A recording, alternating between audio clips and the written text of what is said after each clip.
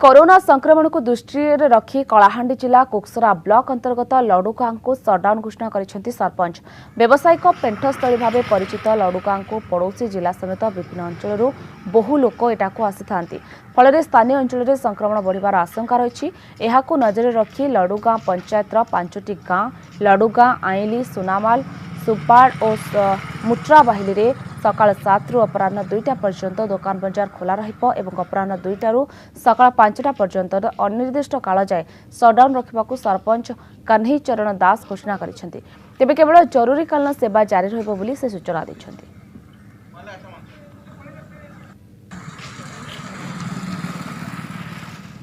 Corona संक्रमण को दृष्टि रखी कलाहांडी जिला कुकसरा ब्लॉक अंतर्गत लडुगां को सटडाउन घोषणा करिसेंती सरपंच।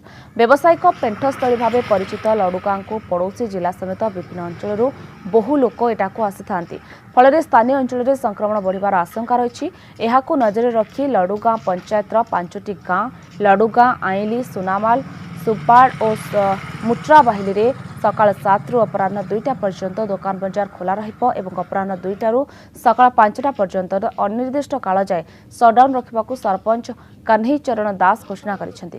तेबे केवल जरूरीकालीन सेवा जारी रहिबो बोली से सूचना दैछंती।